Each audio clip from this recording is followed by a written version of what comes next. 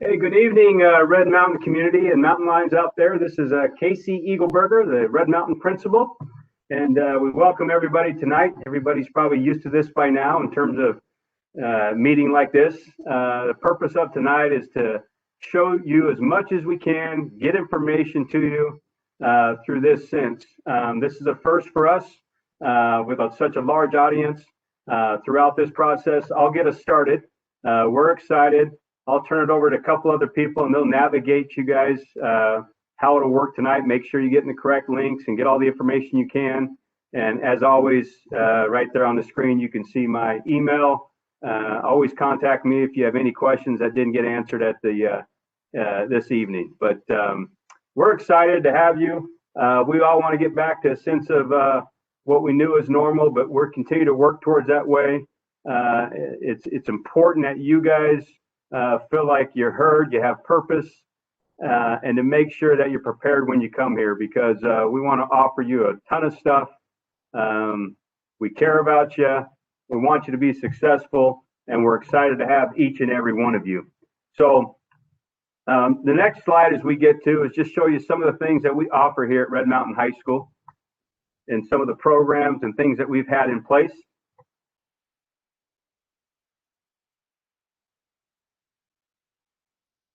So take a look at some of those things. Many of those questions that you'll have tonight will be in the breakout sessions. You should be able to get a question to anyone that you need and an answer provided, whether it's in academics, clubs, activities, athletics, and all the different programs on Red Mountain's campus.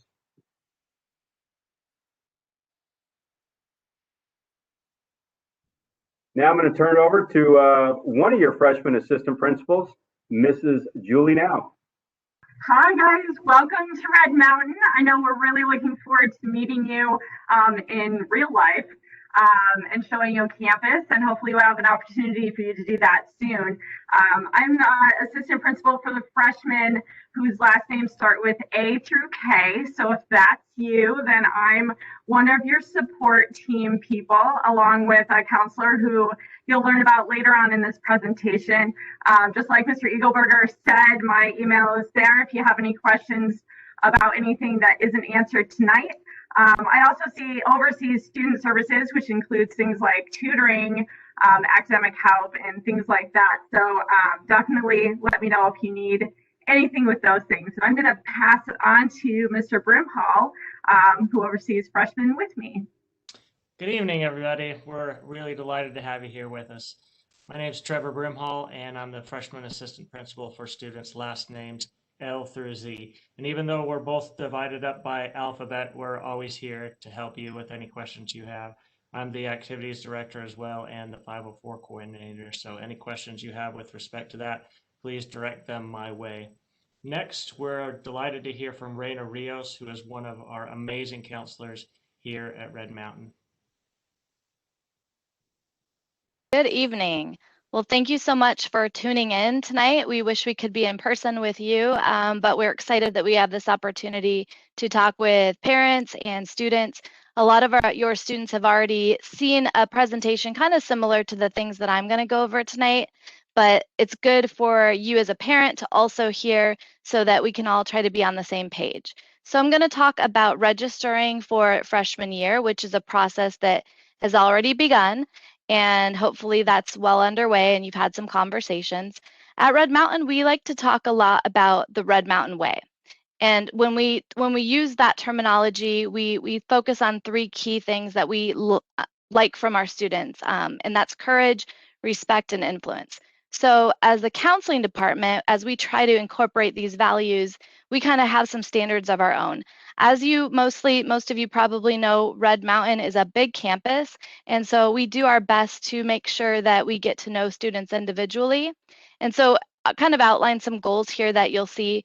Really, we want to push our students throughout the year to make sure that they're exposing themselves to various opportunities, diverse opportunities, not only while they're here in high school, but in their postgraduate years. We, as a counseling team, we have 8 counselors on our main campus, and then we have a core counselor, and then we have a part-time counselor that works with our special education students, and she does a great job. So what we do is we sort of follow our students and do make efforts to meet with them individually just to focus on that relationship component. Ultimately, our goal is that our students are kind of taking ownership over their high school experience, challenging themselves to the best of their abilities so that they can be successful when they graduate.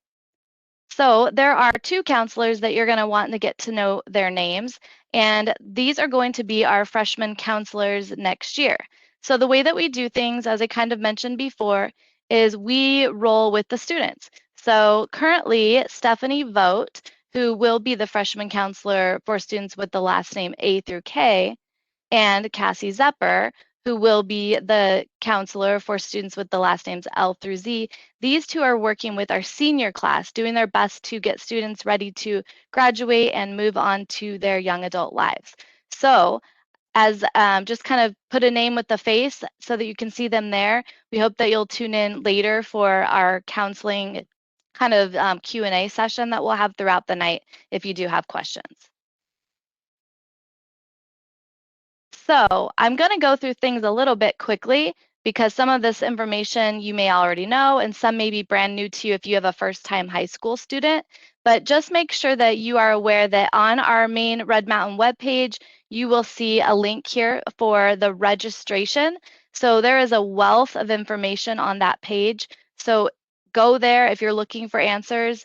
Definitely go there, and then I will look at that a little bit later tonight in some of the breakout sessions. So your students, if they are coming from one of our feeder junior highs, they have probably already seen these three documents that you see on this page here. There is an elective course list.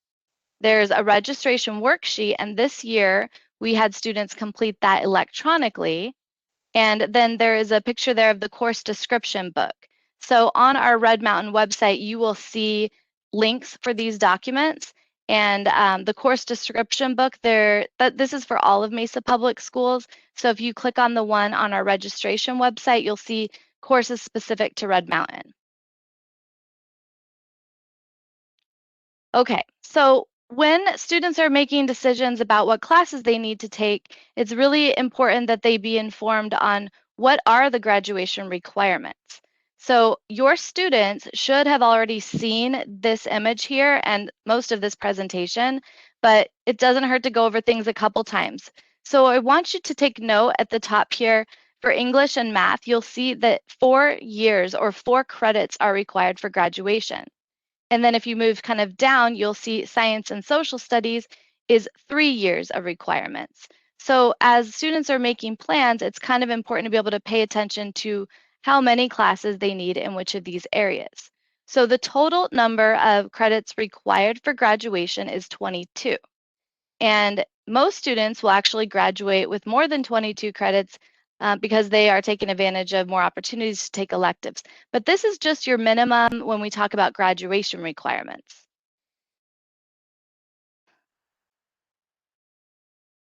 When your students receive their schedule, which is usually in July before school starts, you may notice for their core academic classes, they are called pre-AP classes.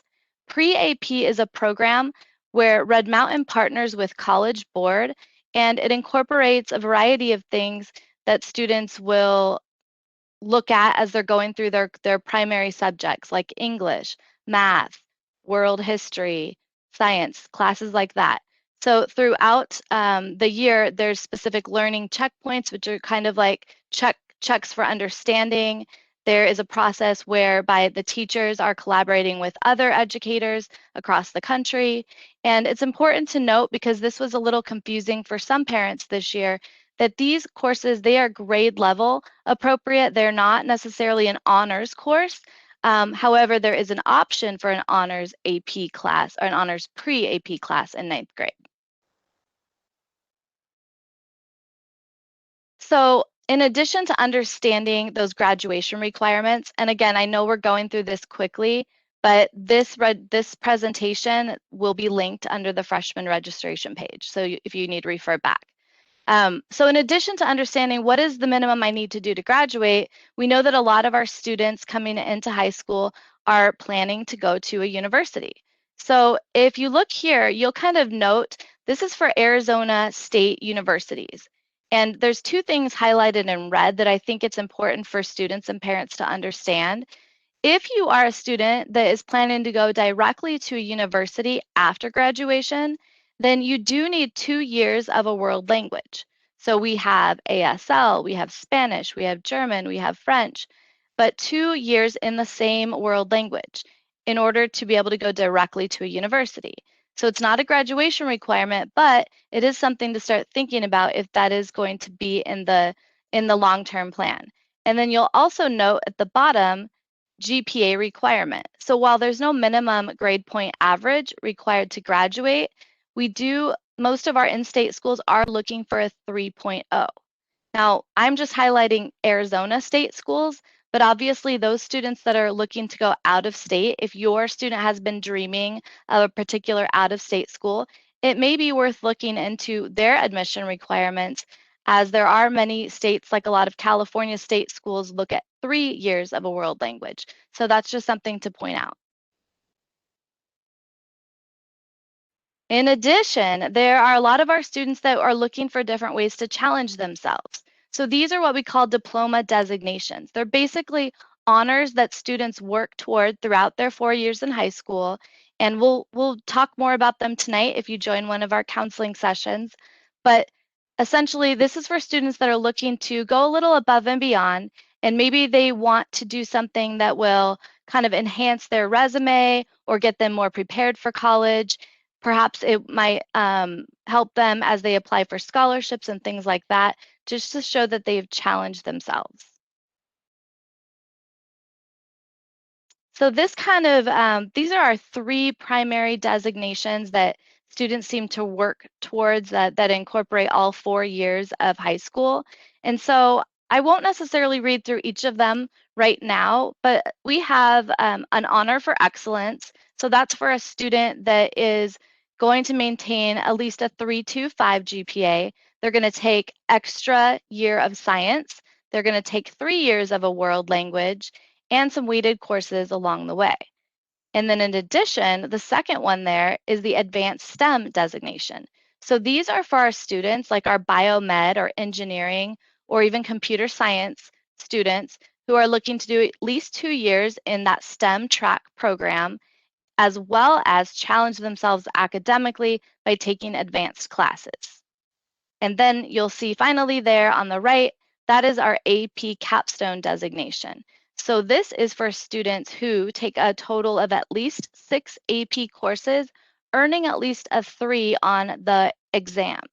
Again, those are the exams that students take to try to earn college credit. In addition to those 6 classes, or not in addition, but along with those classes, they need to take 2 courses, which are electives called AP Seminar and AP Research.